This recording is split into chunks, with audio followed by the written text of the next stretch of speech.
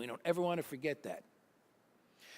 New technology is a driving force in most organizations. Technology widens industry boundaries and provides different strategic choices. So when we've got a technology advantage in our pocket, okay, it gives us a lot more leverage and a lot more choices when we're setting our strategy.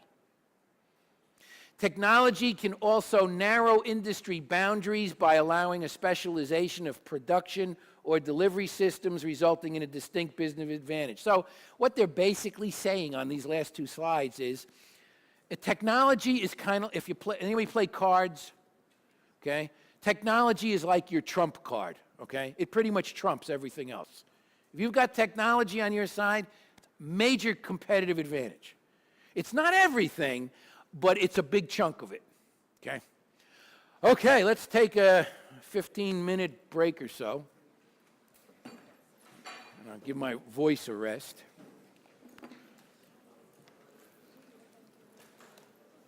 Everything okay? Yeah.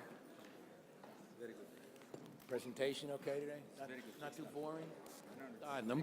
But we'll just go into a little bit more detail. I've got quite a few graphics in here for your review.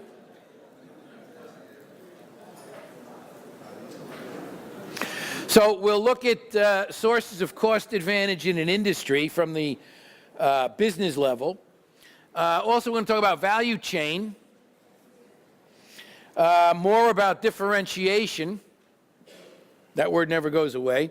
Focus strategy and its potential for competitive advantage, and how competitive advantage can be created by integrating cost advantage. And here's a new word now, differentiation. So we want to make sure we know the difference between differentiation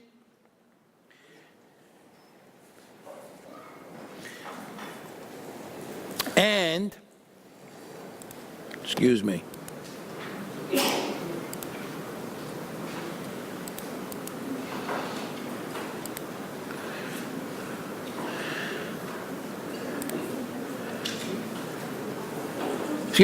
differentiation. We're also going to see another word starting to creep into our materials. I'm not sure if it's in this chapter or the next, but we'll see differentiation. We're also going to see diversification. So you have to learn all these different words. So, and there is a distinct difference between differentiation and diversification. Diversification, you'll see more in global strategy, or excuse me, in corporate strategy and global strategy, okay? So types of business level strategies, all of these are, strategies that are found at the business level. So if you decide on differentiation, a broad range of products and services. So here you may have high-profile, successful retail chains, such as a supercenter, a megastore, a hypermarket. What's a hypermarket? Is that a market on steroids? What is that? Hypermarket. Huh? Yeah, kind of like everything, like Walmart, okay? Although Walmart has a tendency to Walmart uses the word supercenter, or sometimes they refer to themselves as megastores. Lulu's is a hypermarket, okay? Hypermarket means very broad range of products and services, a lot of differentiation. So not only do you have different products, but you have a very wide range of products or brands, okay? So if I go in to buy a can of soup, I may have 7 or 8 different brands of soup to pick from, all right? That's the difference. And I can pretty much get almost anything I want in an organization or company that has a broad range of products and services. Now, differentiation with a low range of products is more of a specialized, what we call retail chain or convenience store. Now, they're differentiated in the fact that they have a lot of different products, but they don't have a lot of variety of brands. Okay. Anybody familiar with 7-Eleven? Yeah, something like that. Yeah, 7-Eleven, Circle K are called convenience stores. Convenience stores are like your small grocery stores. They're convenience stores. Okay. When you go in there, they don't have. Usually they'll have one brand, but they have a fairly good variety of different products, okay? So if you want to buy canned milk, they usually have one brand, okay? If I want to buy, I don't know, what do you buy in a grocery store? If I want to buy any kind of canned goods, usually it's one brand of beans, one brand of corn, and so on and so on. One brand of ketchup, one brand of toilet paper, all right? Those are things we found: differentiation, low range of products or services. So companies that own these store chains, they strategize. You know, how do we want to differentiate? So if you're small, you obviously don't have the space available anyway. So you want to offer as broad a range of products, but you want to offer a narrow scope of choice. That's the difference. If we're looking on the cost leadership side, you want to offer a broad range of products and services, but at a much lower cost, okay? So there, you may look at what we call successful discount retail chains. Now, in the U.S., there's something called the dollar store, okay? It's a very wide variety of fairly useless products that only cost $1. Although when you go in the dollar store, they usually have a lot of products for more than $1. But it's $1, meaning it's $1 or $2 or $5. So they're not really everything. They always say, you know, now I have seen some stores say nothing over $1, but, you know, that's real junk. Okay. So a lot of people like to shop in those stores. They're interesting. In Abu Dhabi, they have something called a greenhouse. Anybody, I don't know if anybody familiar with that? Greenhouse? It's kind of the same principle. If you go in a greenhouse, it's all kind of very low-priced items, all right? It's not, you know, usually you're not going to find name brand stuff there, okay? You know, like they'll have, you know, you might find dishwashing detergent there or laundry soap. So instead of selling like Persil, there they'll have Purse. You know, it's close, but not quite the name brand. Okay. Or instead of Tide, they'll have Tidal. So it's kind of off-brand names, cheaper product. And if you've ever bought product, now, why would that appeal to anybody? Who shops in that kind of a store? Yeah, low-income people. I mean, it's just not to be ashamed. You know, if I'm a lower-income person, I can't afford to shop at the name brand stuff. So I go to these cheaper retail chains, and I can still buy, you know, I can buy dishwashing liquid and so on and so on and so on, but they're off-brands or you know, and unfortunately, a lot of times they're lower-quality brands, okay? Another one is like laundry softener, okay? When you buy those off-brands and you find out you're using 3 times as much of the cheaper brand than you would have of the more expensive brand because they water them down. That's why they're cheaper. In some cases, not all the time. So that's cost leadership. We're selling stuff lower priced, okay? And that appeals to people at lower income. I mean, it's just a fact of life. Now, if your focus strategy is on differentiation, then I'm offering unique features that fulfill the demands of a very narrow market. Now, and the example they use here, in fact, this was in the book, but you're probably not familiar with Whole Foods. Whole Foods is actually they're a global chain. They have them in Australia, which is why it's in our material, but they're also in the U.S. because I know there's several of them in Arizona. Whole Foods, okay, they have products with unique features. What is the uniqueness of the Whole Food chain? What is the product they sell that's unique? They sell organic stuff, organic vegetables, organic fruits. When you go in there, you can buy all kinds of these bulk grains, oats, wheat, barley, you know, the stuff you may not find in regular stores, okay?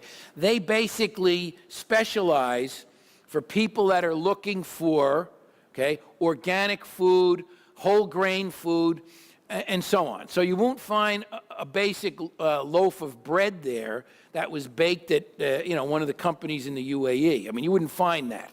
Like you wouldn't find a loaf of Wonder Bread in a Whole Food store. You're only going to find almost like homemade stuff that's made with whole grains, wheat flour, and so on. That's the basic principle behind focus strategy. I'm focusing on a very narrow market. Okay, so if your focus strategy isn't so much on differentiation for a narrow market, your focus may be on lower cost. So competing based on price to target a narrow market, focused market, focus meaning narrow, okay? You might, you might find that kind of a thing in certain industries such as what the red box DVD rentals. That's a narrow market, okay? Low-priced DVD rentals. Or a real popular organization in the U.S., I don't think they have them in other places, is Papa Murphy's Take and Bake Pizza, okay? It's a pizza shop, and you go there, and you buy a pizza. Why is it cheaper? Why is it for a narrow market? Anybody want to guess by the way it's described? Take and Bake? No. No. It's uncooked.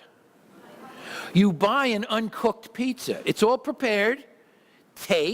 You take it home, and what do you do with it? You bake it, okay? So it's cheaper than a regular pizza, and people like that because they can get the ready-made pizza, take it home, add their own stuff, and bake it, okay? It's a lower cost for a very narrow market. That would be an example of focus strategy on low cost, okay? So, you don't need to know those, by the way. Business level strategy and cost advantage. We look at economies of scale, economies of learning, and process technology and design. So, economies of scale we have talked about before. Primarily, economies of scale means you have a cost savings attributed to decreased fixed costs per unit when production and sales increases. So what does that mean? That means the more widgets, the more donuts that I manufacture, and the more manufacturing operations I have doing the same thing, I lower my cost because of the volume of material I'm making. That's economy of scale. When a company wants to lower cost and they're pretty well maxed out in their own manufacturing operations, they expand, okay? If they want to be the low-cost producer of anything, that's their strategy. I want to become the low-cost producer. I want to tap into the economy of scale. That means I have to make more of something to drive the costs down and sell them. So I'm selling more volume at lower cost. That's economy of scale. Economies of learning are cost savings attributed to cost reductions as a result of fewer errors and improvement in problem solving by repetition of operations. So what does that mean? It means when I train people to do work and I train them well, there's a lot of training and development going on in my operation. And I have people doing pretty much the same job every day. What happens when you do the same job every day? Do you have a tendency to make more errors or less errors? Less. The more you do it, the more you learn how to do it correctly. It's called repetition. It's a typical training technique. You learn by repetition. Just like most of you, when you competitive advantage, you're learning that by repetition. You're probably repeating it in your sleep at night because we see it so many times, too many times. That's economies of learning. Process technology and process design are cost savings attributed to improved efficiency through the innovation of production process. So when we improve our production process, our throughput, and much of that may be through either changing the process or bringing in technology factors, okay? When we do that, we lower the cost that we incur, and therefore it becomes more profitable, and we gain competitive advantage, right? So those are three basic business level strategies for cost advantage. Everybody got that? Not too complicated. Then we look at value chain.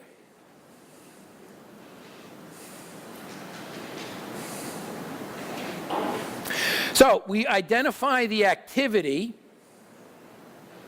We determine the total cost. So when we identify an activity, we determine the appropriate value chain activity and transformation of inputs to outputs. That's basically, if you remember, that's what the value chain is. The value chain is from input to throughput to final output to customer delivery.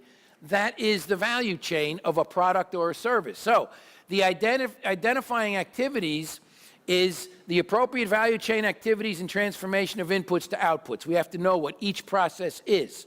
Then we determine the total costs of our throughput activity. What is it costing us from here to here? It's how much. How much are we spending on labor, on process, on parts? Then we compare the costs by the activity, and we rank activities by efficiency versus cost. So if we look at our throughput, what is the most expensive part of the process? Now, expense of the process can be the time it takes in a particular process. If it takes more time, does that add cost? Why? Labor, exactly. It takes time, more time for people to do this process. Therefore, I'm paying more in that process than the one where it takes less time. So I identify which parts of my process in my value chain are the most expensive to the least expensive. And I look at the most expensive, and that's where I want to concentrate on process improvement. Okay? Lessen that time, reduce the cost. So the drivers determine the level of cost for each activity relative to other companies. That's the next step. Once I know what each process costs me, and I compare that to my competitors' costs, then I'm starting to develop a better value chain program. Identify links or linkages. The costs of some activities can be impacted by the way other activities are performed. And what does that mean?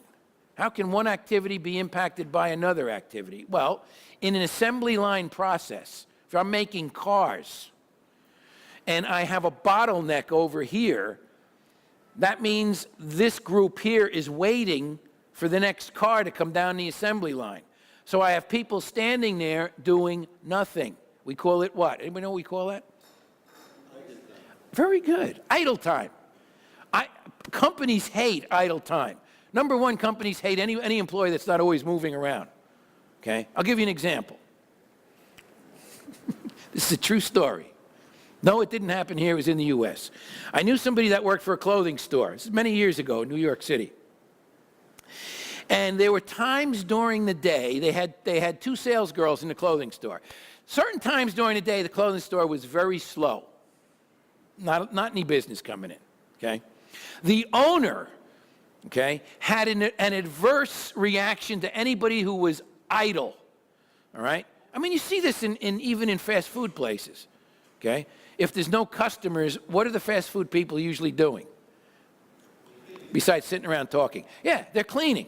Well, the same thing here. Clothing store, idle time, nobody coming in. So that was, I can't have that, okay? I can't have additional cost impacted by the way activities are being performed. I don't want people having idle time. So, you know what this shop owner did? He had two ladies working in this store. And he said, when there's no business here and you have nothing else to do, instead of standing around, I want you to go down each rack of clothes, take each piece of clothing off the rack, turn it around, and put it on the rack the opposite way.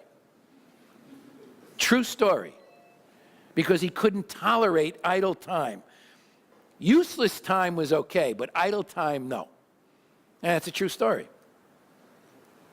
Identify cost-saving opportunities. So if we identify inefficiencies, identifying inefficiencies in our value chain from input to output, that's a cost advantage, okay? We're adding value to our process.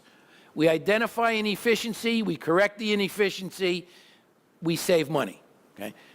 Pretty basic. Is it on your exam? No, it's not. but it's in your book. How about, anybody ever hear of blue ocean strategy? Familiar to anybody? Anybody ever hear it before this class? One person. Wow, okay. Yeah.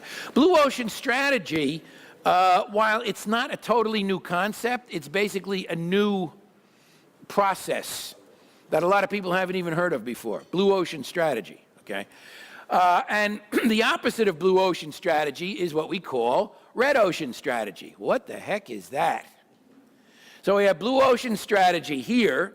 You know how long it took me to do that slide? Trying to come up with a blue and a red ocean. I hope you appreciate the time I put into this. So you have blue ocean strategy, and you have red ocean strategy. These are normally considered at the business level and sometimes the corporate level as well, okay? So what is it? What is blue ocean strategy? It means all the industries in a particular market that are not in existence right now. There's no industries involved in that market because these are market concepts. And you had marketing, you didn't have blue ocean strategy? Okay, you get it here. The highest growth opportunities. Obviously, where there's no competition, that's going to have a very high growth opportunity for me. I mean, that's common sense. That's part of blue ocean strategy. The demand is created in the market rather than fought over by competitors. Okay? I create the demand. That's pretty nice. Ample opportunity for growth that is both profitable and quick. Sounds ideal. If you're a company and you can get into find a niche of blue ocean strategy, it sounds like the right way to go. Competition is irrelevant. Why? Because the rules of the game are still waiting to be set.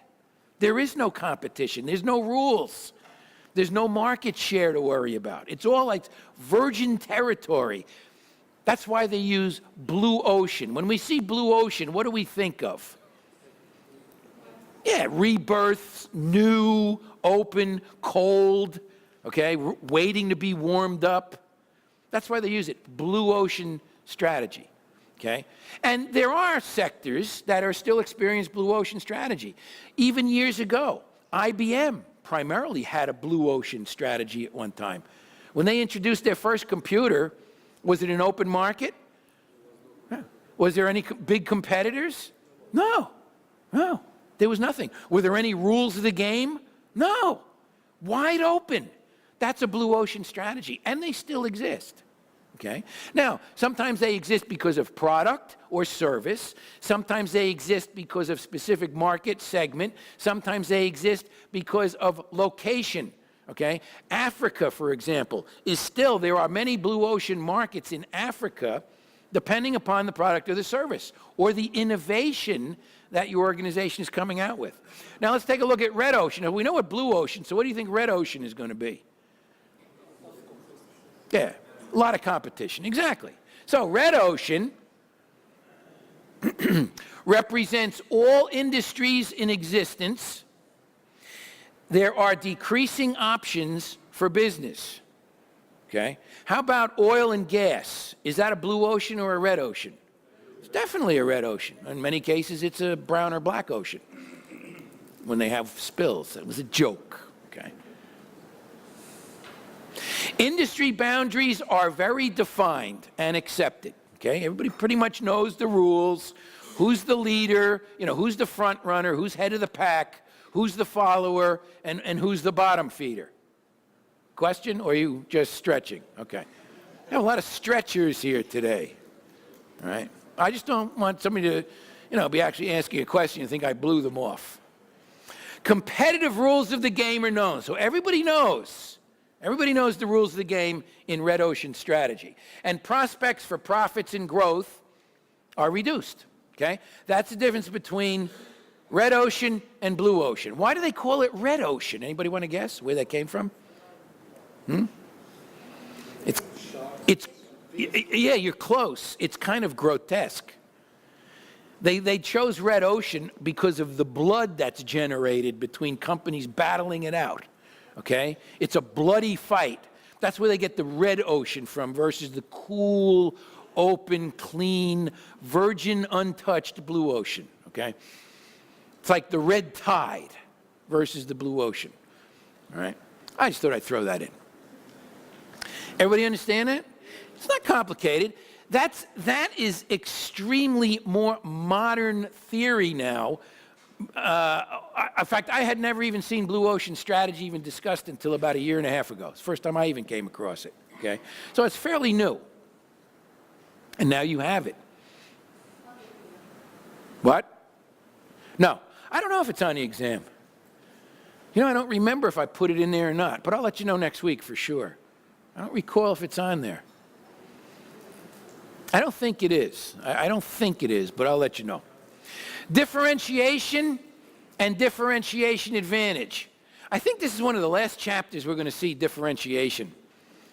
Now, aren't you glad? I'm tired of that word. Differentiation of product or service is partly determined by its physical characteristics, obviously. The washing machine that makes you a cup of coffee and toast and jam, okay? That basically is difference by physical characteristics. Technically simple products. What's a simple product? A corkscrew or a nail? They're pretty simple, okay? Or products that must meet very rigorous technical standards, such as a spark plug or a thermometer. They have fewer differentiation opportunities because of either technical or market constraints. So, if you have a nail, if you make nails for hardware stores, is there a lot of differentiation in a nail? Ours are pointier. We make a nail with a bigger head so you don't keep missing it with a hammer. I mean, where are you going to differentiate with a nail, okay? Where are you going to differentiate with a corkscrew? What does a corkscrew do? Does anybody know? I should have asked that. Corkscrew is what you use to pull the cork out of a bottle of wine, right? You twist it. Yeah, there's a couple of, there's the cheapo one that you have to twist by yourself, and then they have the kind that with the folding handles, it pulls the cork up. Nice. Not a lot of differentiation.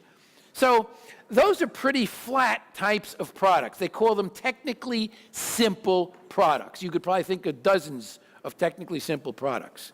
So the technically simple products, or the ones that have rigorous technical standards, a spark plug. Everybody know what a spark plug is, right? Where do you put spark plugs? You go in your engine, your car. Or if you have a lawnmower, they go in a lawnmower, or a snowmobile, or a Wave Runner. They all have spark plugs, okay? Can you really differentiate spark plugs? I mean, is there a lot of differences you can build into a spark plug to make one better than another or more appealing to your customer? It's been tried. You know, years ago they had gold-plated spark plugs, platinum spark plugs. Mercedes has one too. What do they call it? I can't remember. Mercedes has a special spark plug, okay? Yeah, they come out with different names, different colors. But when you really look at a spark plug is a spark plug. And why? Because it has to meet technical standards, meaning the spark plug, if you have 5 different brands of spark plugs, and each one is the right fit for your car, they pretty much have to be identical. The threads have to be right, okay? The end of the spark plug, the gap that's set on a spark plug. Does anybody know what I'm talking about? So you didn't think I was very mechanically proficient. Oh, this guy's a teacher. What does he know about tuning up a car? Oh, you'd be surprised. I'm very versatile, okay? But all of those things are technically required, but there isn't a lot of room for differentiation of a spark plug. It is what it is. Same thing with a thermometer. A thermometer, if it's going to either read Fahrenheit or centigrade or both. It has the temperatures on it. It has the mercury in it that's usually color. Oh, yeah, okay, we'll differentiate. We'll make it, instead of red, we'll make it orange. I mean, but is there really differentiation in a thermometer? Huh? It's what? Oh, electronic? Yeah, okay, digital thermometers, but the point being, it does one function. There really isn't, there's not a lot of differentiation you could build into a thermometer, okay? It has to meet rigorous technical standards, okay? Even if you're in a hospital and use the other kind of thermometer, you know, is there a lot of differentiation? Well, one goes in one end, one goes in the other end. Other than that, that's about all the differentiation you're going to see in a hospital thermometer, okay? So products that are technically complex, such as an aircraft, or that do not need to conform to particular technical standards, such as toys or toilet paper, they offer much greater scope for differentiation, okay? How about toilet paper? Is there differentiation between toilet papers? Is there a technical standard? Is there a technical standard that says under government regulation, all toilet paper must be so many sheets per roll? Each sheet should be exactly this mil spec and thickness, diameter, so on and so on. Is there any kind of technical specifications for toilet paper? No. Is there differentiation between toilet papers of different manufacturers? Sure. What are they? Color, quality, number of sheets on a roll, smell. Some of them add different smells to it, okay? Different softness, and so on. Ours is quilted, you know, and all of this stuff, okay? These are all differentiation factors, okay? Everybody see the difference here? I don't want to get into toilet paper, but it's a good example. So now we have tangible and intangible differentiation. In fact, tangible, I can feel it. Intangible, I can't. Okay? Tangible, intangible differentiation factors. I do think this one is on your exam, so you want to remember this, but we'll cover it next week. You'll know what to study. So a tangible opportunity for differentiation, observable characteristics of a product or service relevant to customers' preferences. Remember, it's always the customer's perceptions. So if it's tangible, it's observable characteristics. Okay? What are they? Size, shape, color, weight, design, material, technology that was used, reliability, taste, speed, durability, safety. All of those are tangible. I see them, I feel them, I can experience them. So when I differentiate a product, am I looking for tangible opportunities or intangibles? Everybody understand that? What's on the intangible? Perceptual benefits that appeal to customers' social, emotional, psychological, and aesthetic considerations. Kind of what we call the touchy-feely side of differentiation. They're intangibles, based on perceptions, based on emotions, psychology, and so on. Desires for status, exclusivity, individuality, image, security. We see this all the time. It's why the guy that buys the BMW doesn't want the Toyota. Why? Status. Okay? That's an intangible differentiation. If I go to Carrefour and I buy you a Carrefour pocketbook, and you look at it, is it going to do everything you need? From a tangible side, that pocketbook will hold, you know, your makeup, it'll hold a little notepad, pens, tissues, whatever else women put in pocketbooks, keys, and so on and so on and so on. Okay? But from the intangible side, does it have emotional, psychological, and aesthetic value to you? Maybe not. So what do you want? Oh, I want a Gucci bag. Okay? Both are functional. Both carry the same amount of material. If you want to go down a notch, I could give you a plastic bag from Lulu's, and it'll do the same thing. It'll carry everything you need. Okay? So if you step up to the intangible, no, I think I'd rather have the Carrefour bag. Or if your perception is, no, I'd rather have the Gucci, or what's that other one? Yeah, Louis Vuitton, that's the one they have. It's at the Marina Mall. I love sitting there watching all the ladies come in and buy the Louis Vuitton bags, you know. And when you watch them walk around the mall, did you ever notice, you know, when they have the logo, they always make sure everybody can see it. This ain't no Carrefour bag, Jack. That's the intangible opportunity for differentiation, okay? Meanwhile, we have to pay for those bags. Everybody understand that? Okay. So, that's differentiation. Oops. Sources. Differentiation perspectives. There's a demand side, a supply side, and a value creation side. So the demand perspective for differentiation, analyzing customer demand enables an organization to determine which product characteristics have the potential to create value for customers. And again, remember, it's all about customer value, customer perception of value, not your perception as the manufacturer or the provider of the service. It's the customer's perception. You may feel that you have the most valuable service in the world, but yet nobody wants it. Therefore, customers don't value your service. It may be of value, but it's their perception that counts.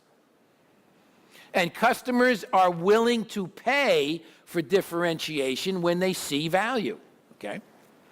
The key to successful differentiation is to understand what the customer needs, what the customer demands. That's where your strategy for differentiation has to be focused.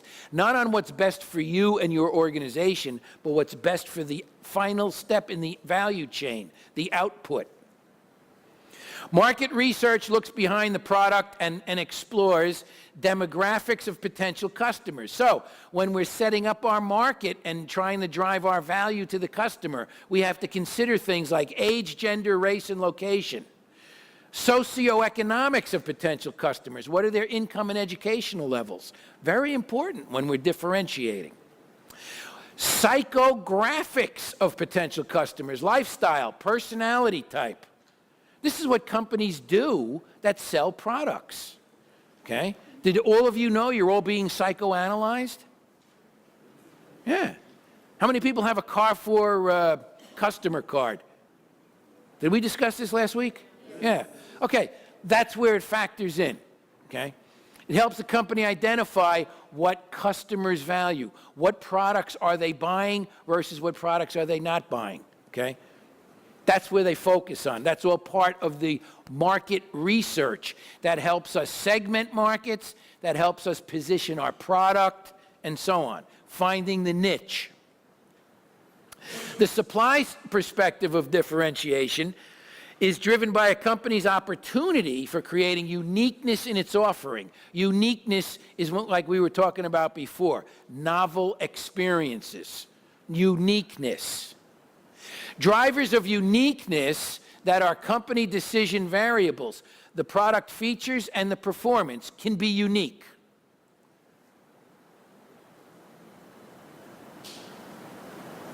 Complementary credit delivery and repair, the add-ons. When I sell a product, if I'm offering it as I'm offering credit with that, I'm offering delivery with that, I'm offering a repair service or some kind of service with that, that's the complementary side, okay? Intensity of marketing activities. What do I spend on advertising? Technology in design and manufacture. We always want to leverage technology. Quality of purchased inputs. How good is the material I'm buying? You know, if I buy junk because it's cheap, very difficult for me to build value in that for my customer, okay? You want to keep that in mind. If I buy good material, then chances are my output is also high quality.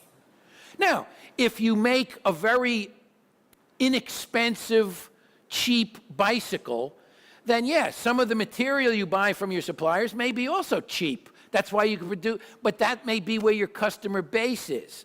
But if I want to manufacture also a high-end bicycle, then I've got to make sure that the supply coming in meets those rigorous standards. So if I may be buying more graphite material, more aluminum material to make a lighter weight, more high-quality bicycle.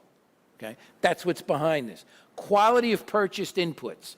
The skill and experience of employees. You can't match that. I can buy the best materials, but if